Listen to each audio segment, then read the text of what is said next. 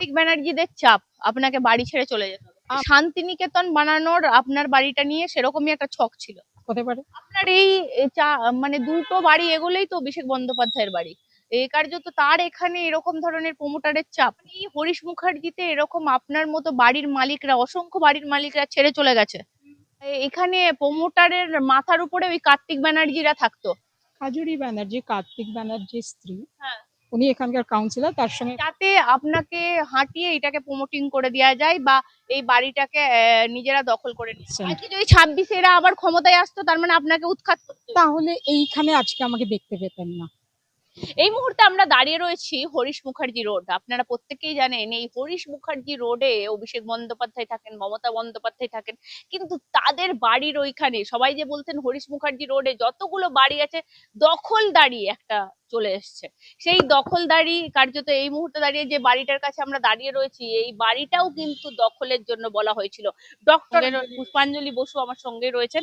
কি হয়েছিল আপনার সঙ্গে এই বাড়িটা দখলের জন্য?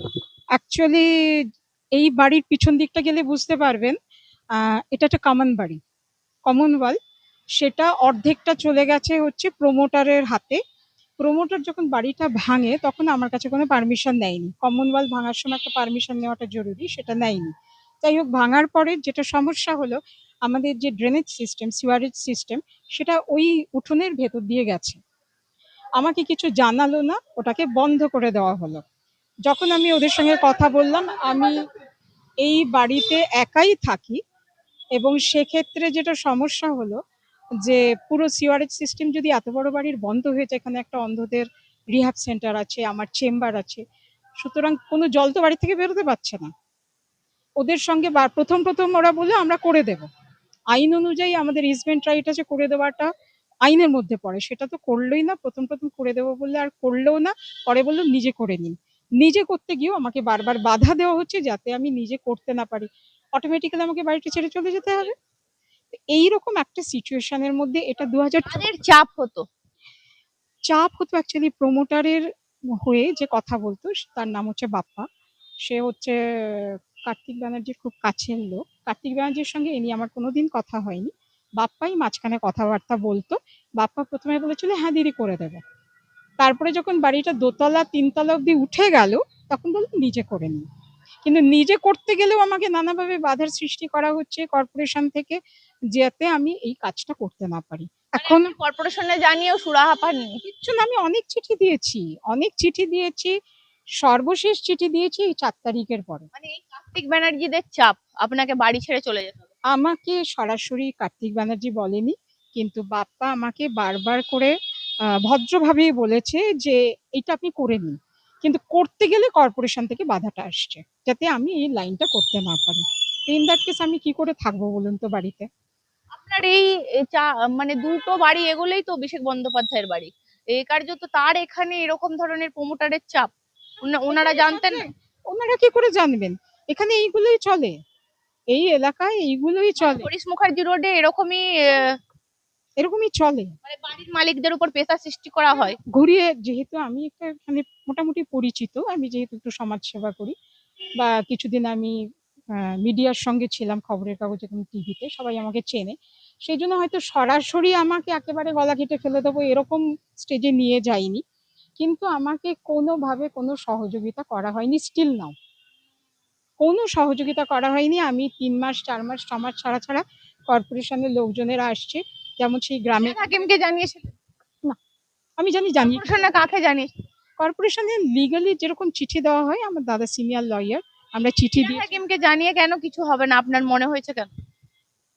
দেখুন, এই দেশে তো বাস করি, সবই জানি। আমি একজন সিনিয়র সিটিজেন, চারপাশের অবস্থা আমি ভালোই জানি, এবং আমি জানি কিছু হবে না। মানে এই হরিশ মুখার্জিতে এরকম আপনার মতো বাড়ির মালিকরা, অসংখ্য বাড়ির মালিকরা ছেড়ে চলে গেছে। আমি এখনো দাঁড়িয়ে আছি। মানে এদের অত্যাচার। আমি যাবার কোনো ব্যাপারই নয়। আমি বলেছি এটা আমাদের ট্রাস্ট এস্টেট, এখানে আমি দেখাশোনা করি, আমি এখানে থাকি, আমি একাই থাকি। আমি বলেছি এখান থেকে যাওয়ার কোনো প্রশ্নই ওঠে না। আমি দরকার হলে এই কথাও বলেছি, আমি দরকার হলে আশেপাশে কোনো হোটেলে থাকবো, আমি চেম্বার করব, কাজকর্ম করব। আমি, দেখুন, জল ছাড়া একটা ওয়াশিং মেশিন চলবে না, রান্না হবে না, এটা কি সম্ভব? একটা মানুষ একটু তো জল তাকে ফেলতে হবে। আপনি এখন এই বৃষ্টির পরে দেখুন আমার উঠোনের কি অবস্থা হয়েছে, পুরো হাঁটু অব্দি জল হয়ে গেছে, জলটা বেরোবে কোথা দিয়ে, বেরোনোর কোনো রাস্তা নেই।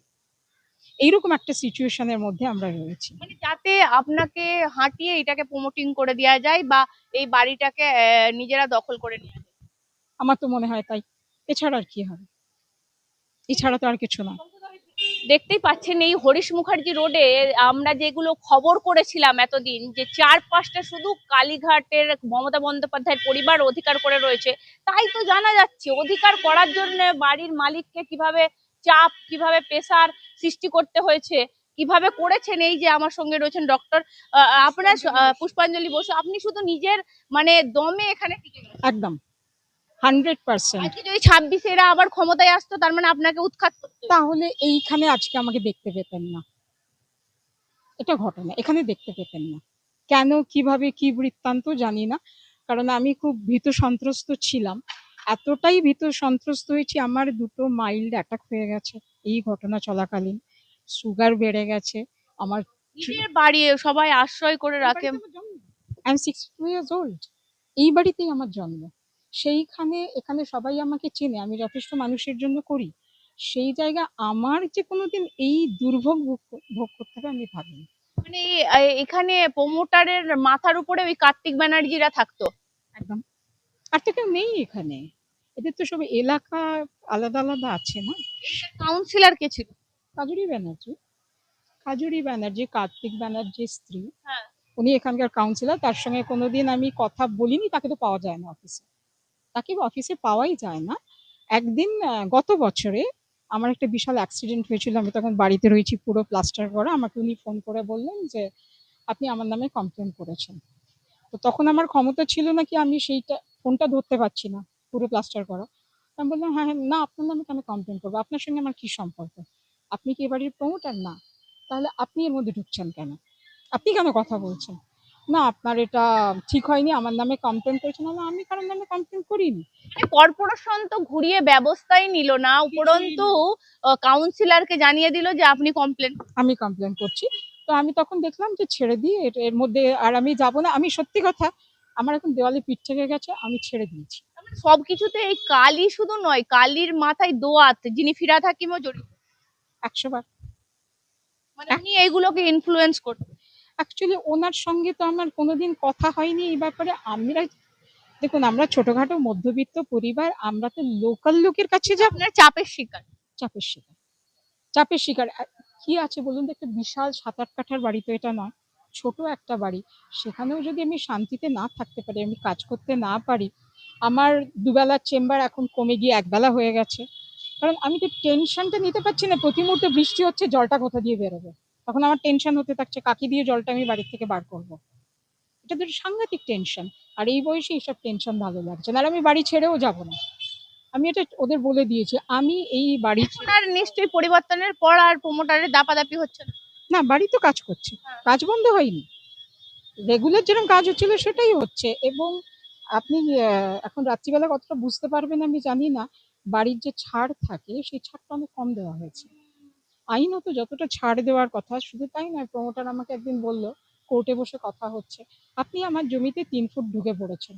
আমি কি করে ঢুকলাম আপনার জমিতে, এটা তো আমি বাড়িটা কিনিনি, আমার জন্মের আগে আমার বাড়িটা 125 বছরের পুরনো, পরে বাবা এক্সটেন্ড করেছেন। আমি বললাম বাবা কিনেছেন, জান আপনি বাবাকে গিয়ে জিজ্ঞেস করুন। মানে শান্তিনিকেতন বানানোর আপনার বাড়িটা নিয়ে সেরকমই একটা ছক ছিল। হতে পারে, হতে পারে, অসম্ভব কিছু না। মানে এইরকম এই যে শান্তিনিকেতন ও অভিষেক বন্দ্যোপাধ্যায়ের বাড়ি, আর মানে এক একটা বাড়ি পরে, এটার বাড়ির পরে অভিষেক বন্দ্যোপাধ্যায়ের বাড়ি, কার্যত আমি বলছি ওইখানেও তো চা দোকান একটা ছিল, সেটাকে হটিয়ে অত বড় বিল্ডিং তোলা না, হয়েছে। চায়ের দোকান শুধু না, ওখানে একটা ফ্যামিলি থাকতো, আচ্ছা, তাদেরকে সরিয়ে দিয়ে। তাদেরকে সরিয়ে দিয়ে তারা যে কোথায় গেল। ভদ্রলোক ভদ্রমহিলা সম্ভবত মারা গেছেন, ভদ্রলোক মারা গেছেন আমি জানি। এবং মেয়ে ছিল খুব ভালো মানুষ, খুব ঠান্ডা প্রকৃতির, আমরা যেমন খুব বলিয়ে কইয়ে চেষ্টা করি, উনি সেরকম ছিলেন না। তারপর একদিন দেখলাম বাড়ি ভাঙা হচ্ছে, হয়ে গেল এইরকম। দেখুন, আমরা পাড়ার লোক, বললাম তো এই বাড়ি, এইখানে আমার জন্ম, এখানে স্কুলিং যা কিছু সব আমার এখানে, আমার যে সমাজসেবা সেটাও এখানে। ওরা ভালো করে জানেন যে আমি কি কাজ করি। সেখানে আজকে 1.5 বছর হয়ে গেছে আমার রিহ্যাব সেন্টার পুরো বন্ধ, কারণ সে অন্ধ মেয়েগুলো দূর দূর থেকে আসছে, তারা তো চোখে মুখে জল দেবে, তারা টয়লেটে যাবে। 10টা মেয়ে আসে, সমস্ত বন্ধ করে দিয়ে ওরা বললো, না দিদি এরকম অবস্থা আপনি কি করে কি করবেন। আমি এটাও বলেছিলাম, আপনারা যদি না করতে পারেন, আপনারা যদি অ্যাফোর্ড করতে না পারেন, ছেড়ে দিন, আমি নিজে লাইন করে নিচ্ছি। দাদার চেম্বার, ওখানে আনলাম, চেম্বারের আমি ভেঙে, এটা যেহেতু পুরোনো বাড়ি, আমাদের যে আপনার ভিতটা সেটা হচ্ছে পিরামিড শেপের ইটের ভিত, এখনকার মতো কংক্রিটের ভিত না, বাড়ি ভাঙাটা খুব রিস্ক হয়ে যাবে। বললাম তাও আমি করে নেব, ঠিক আছে আমি খরচা করে করে নিচ্ছি, আপনাদের সেটাও আমাকে করতে দিল। মানে এই যে এরা এইরকম পুরোনো পুরোনো বাড়ি টার্গেট করে নিজেরা নিজেদের একটা অস্তিত্ব গড়ে তুলবে বা নিজেদের একটা বাড়ি বানাবে, এই হুম। শখ। 100 বার, শুধুমাত্র মুখ্যমন্ত্রীর ভাই ভাইপো হওয়া। 100 বার, 100 বার সেটাই তো দেখলাম আলটিমেটলি। আমরা তো সত্যি কথা এটা ভাবতে পারিনি এরকম কিছু ঘটবে। এরকম আমরা খুব শান্তিপূর্ণ, এটা একটা বর্ধিষ্ণু এলাকা, এসব ফ্ল্যাট বাড়ি টাড়ি ছিল না। আগেকার দিনের বাড়ি যারা, তারাই ছিল এখানে। কিন্তু এখন এমন একটা সিচুয়েশন হয়ে গেছে এই পাড়ার, যে সর্বক্ষণ দেখবেন আমার বাড়িতে গেট বন্ধ থাকে, যাকে কেন? সর্বক্ষণ বন্ধ থাকে, যতক্ষণ চেম্বারে বসি, চেম্বারের লোকজন মানে এটা থাকে। দখলের জন্য দখল হয়ে যেতে পারে যে কোনো সময়। ডেফিনেটলি, আপনারা ভয় পান? একদম। এতদিন পর্যন্ত ভয় পেয়েছি, ডেফিনেটলি পেয়েছি, আজকে পরিবর্তন হতে একটু শান্তি পেয়েছে। অনেকটা পেয়েছি। অ্যাটলিস্ট রাত্রে শান্তিতে ঘুমোচ্ছি। বলছি হরিশ মুখার্জি হরিশ চ্যাটার্জি রোড, যেটা বারবার করে বলা হয় যে সম্পূর্ণটা ঘিরে নিয়েছে মমতা বন্দ্যোপাধ্যায়ের ভাই ভাইপো সেই পরিবার, আজকে তো আপনাদেরকে জ্বলন্ত উদাহরণ দেখাচ্ছি। এই 125 বছরের বাড়ি, ডক্টর পুষ্পাঞ্জলি বসু, তিনি কার্যত বলছেন আপনাদেরকে যে কথা বলছেন, কার্যত তার বাড়িটাও কিন্তু সেই আঁচ থেকে বাঁচেনি। তিনি জোর দিয়ে মনের জোর নিয়ে লড়াইটা করেছিলেন বলে আজকে এখানে তিনি এখনো টিকে আছেন, কিন্তু লড়াই তার চলছে।